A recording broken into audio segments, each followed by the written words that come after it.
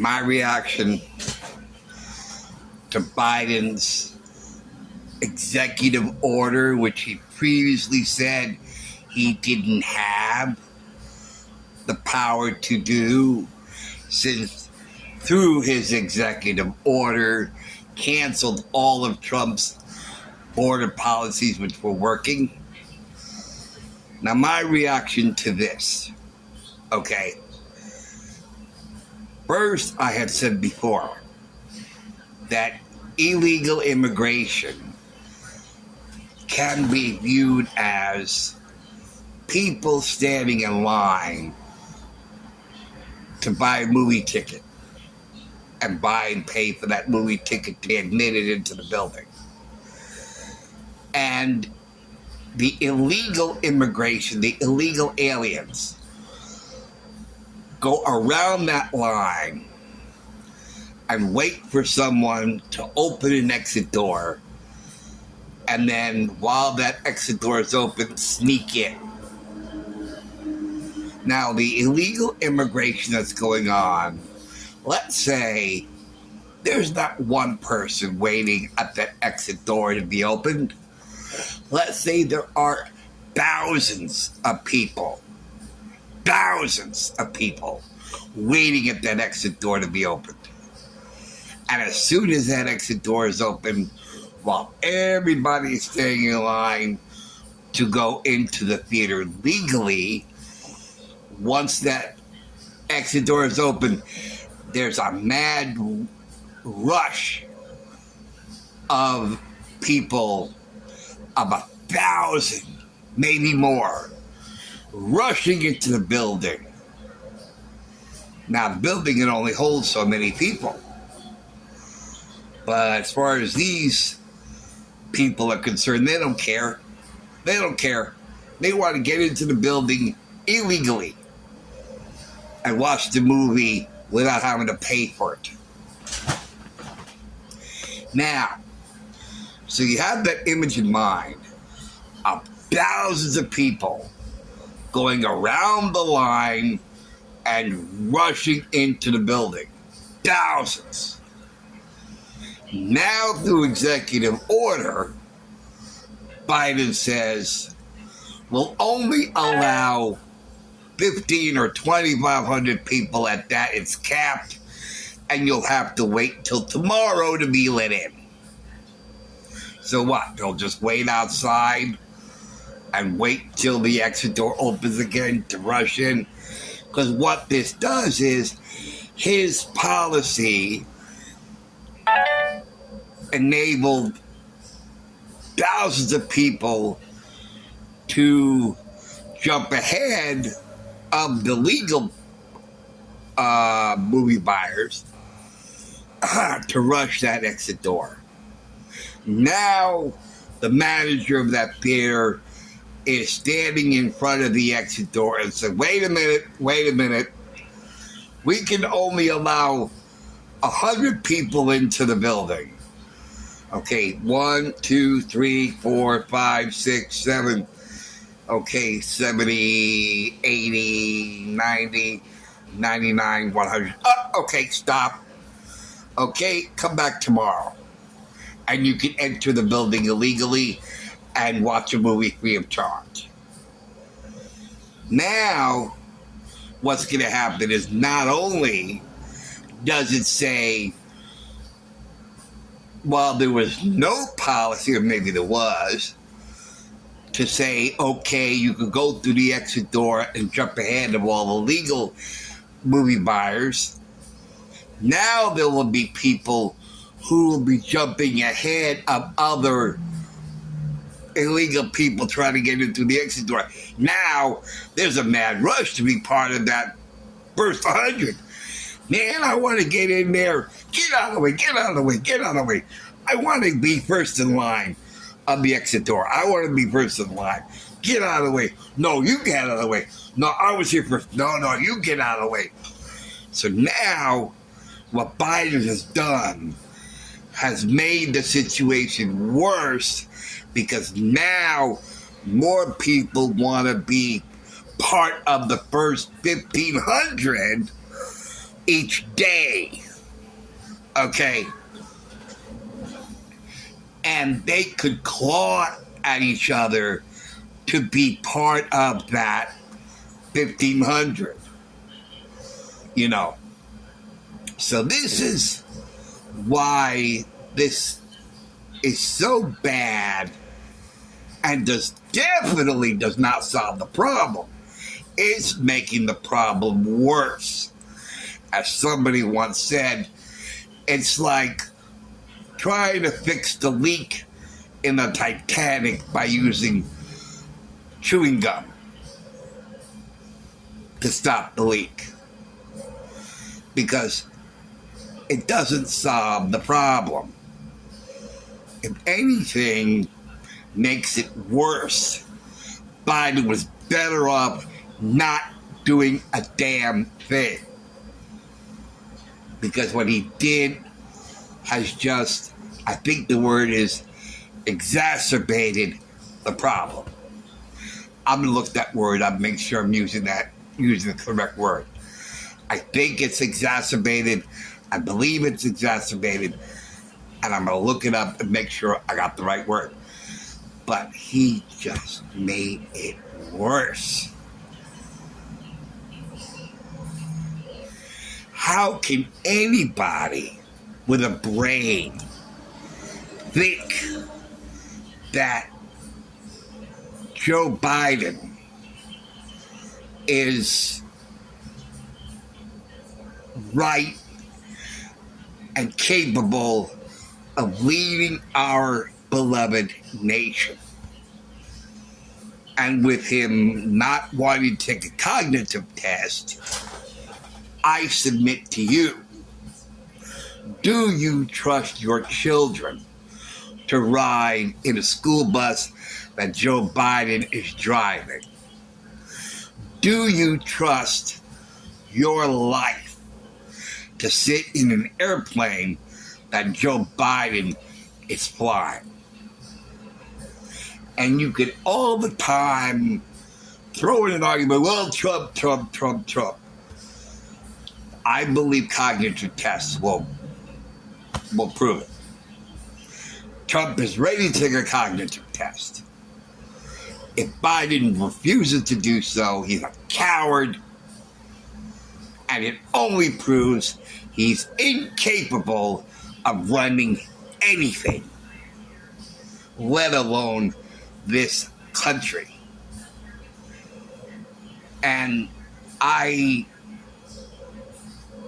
heard on the news when Biden was going to France to commemorate the anniversary of D-Day that Biden was talking to the French leader, and the French leader tells Biden he can't win, meaning Trump, saying Trump, quote, can't win. Don't let him win, unquote. That is what we have elections for. It's the people who either have Trump win or not have Trump win. Nobody can make somebody not win an election in the United States of America. That is not how we do things. That is not how we do things. In America, we have a free and fair elections. And if it is possible or legal for someone to stop someone from becoming president, that is not a free and fair election. Don't let him win. It's not up to Biden whether or not Trump wins. Even though he said in his own words, I'm going to do everything I can to make sure that man does not get back in the White House. That's not up to him. He can't do a thing. No president has ever said that about someone running to be elected president. That may happen in third world countries. It does not happen in the United States, because that annihilates the concept of a free and fair election. It, just like what happened in Russia, where Putin made sure he was reelected by threatening the people. If you don't vote for me, then you are going to suffer the same consequence that others have suffered because they went against me. And those people did not feel free to vote the way their hearts wanted them to vote. They voted out of fear and not out of freedom. That happens in Russia. It does not happen here. Biden is better off in Russia, which is what they were calling Trump. That Trump was somehow a Russian agent.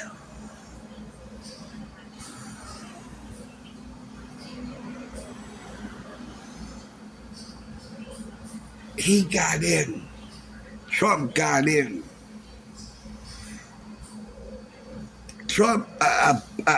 Putin didn't want Trump. He wanted Hillary Clinton.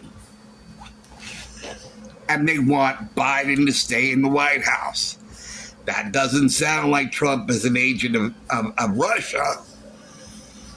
If Putin wants Biden to stay in there, and if the president of France wants him to stay in there, okay, but that would make our country not have a free and fair election. And because we're supposed to have a free and fair election, that's what makes this country special. But if you take a lot of that away from us, then we become blended with all the other countries. My cousin is a magician. Okay, he wrote a book, and he said, the key to success is to stand out among all the others. Do something different, so you stand out amongst all the others. And you will be noticed. And you will be respected. And that's what the United States has been doing for over 250 years. So we get rid of everything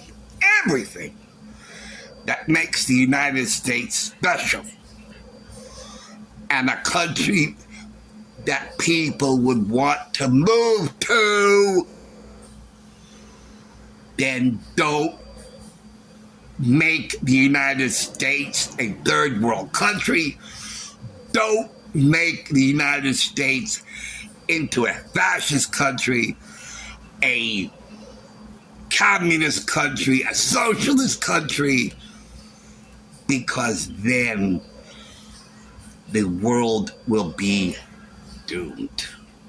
Because then we will blend in with all the other countries. And then we will have wars all over the place. And we will be victims of abuse, slavery. We will become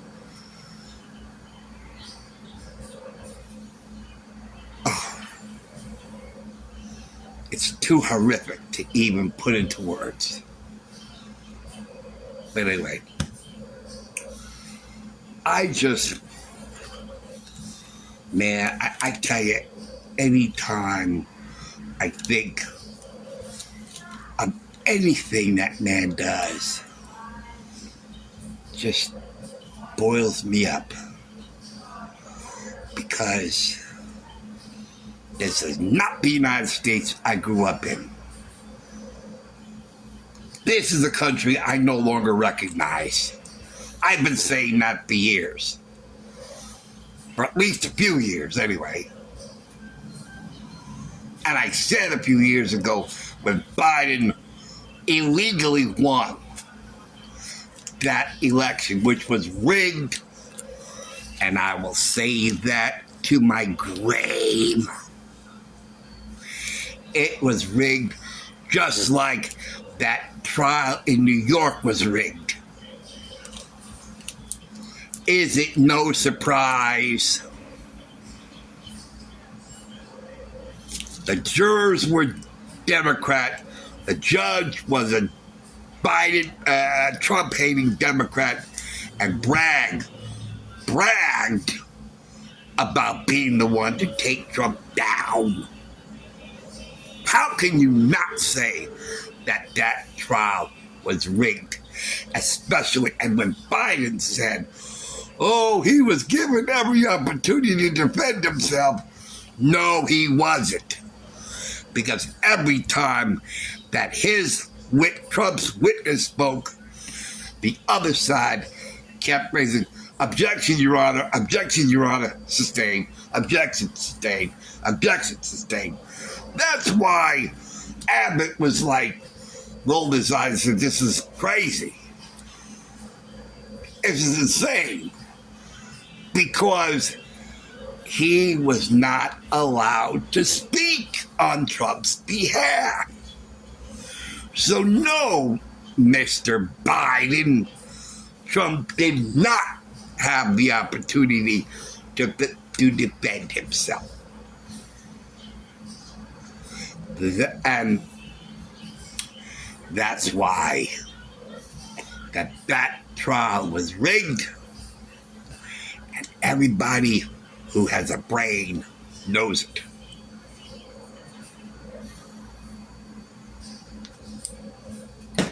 Where else have you ever seen a trial where the DA, the prosecutor, is allowed so much leeway, and the defendant's side is stifled every single time? That's never happened in any trial I've ever heard of. Not even in the O.J. Simpson trial. No trial it's ever happened that way. Maybe in a third world country, but never in the United States. And everybody sees that. Everybody. Well, most everybody. As a Puerto Rican on the Bronx said, we used to vote Democrat, but what they did to Trump, that's waking a lot of people up. That's waking a lot of people up. I'm never voting Democrat again. Not after what I saw in New York. Not after what I saw in Manhattan. No, that doesn't happen in the United States. That doesn't happen in New York. No, that's wrong. What happened to Trump in that trial, that was wrong. I used to be a lifelong Democrat. I'll never vote Democrat again. I'm voting for Trump. Especially since what I'm seeing, what the Democrats are doing, I never want to be associated with them again, because that's so wrong. Everyone's waking up to it. Most people are waking up to it. There are some people who are still behovenly faithful to the Democrat Party.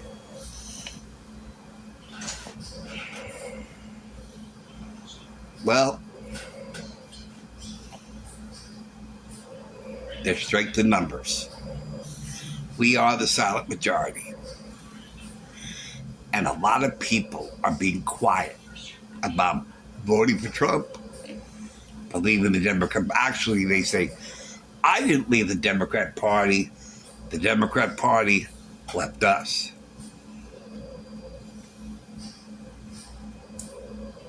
It's not the same Democrat Party that we grew up in. This is unrecognizable. And as one very, very smart, intelligent man said, the Democrat Party has become the new Confederacy. Couldn't think of it. And New York has become the new North Carolina. So now, looks like we're watching the resurgence of what started the Civil War in the 1800s. The Confederacy against the Union. The Republicans are the Union, Democrats are the Confederacy. Why do you think they hate the Confederate flag? Why do you think they hated statues of Confederate officers? Because it demonstrates what they're becoming. To have the Confederate flag, to have the statue of Confederate soldiers, they're afraid of people noticing the similarities. And if they get rid of those symbols of Confederate generals and the Confederate flag, then maybe people won't notice it when it becomes right in front of your face. That's why they want to get rid of it. Not because it offends anybody. Who can it offend? There's no longer, because of racism. Yeah. Because the Confederates defended racism. And they're saying they don't. Exactly. But deep down they do. They want to cry, the other side is racist, the other side is racist.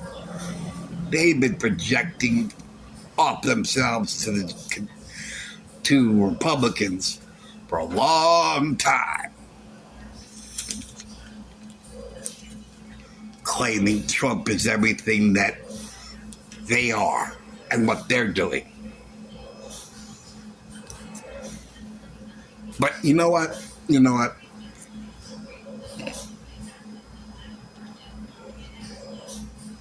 It's okay. Because I'm a nonconformist. And I'm an independent thinker. And I never give in to peer pressure.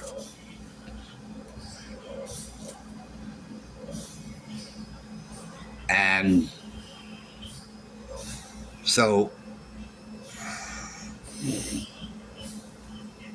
I see what's going on.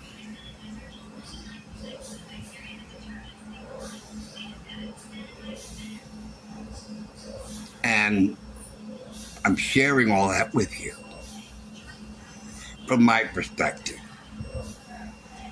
Now, you can listen and take it all in and agree with it. And if you don't agree with it, that's okay too.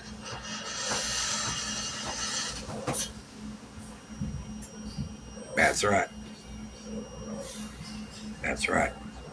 You can agree with it or not. And if you don't agree with it, that's okay. telling you my side.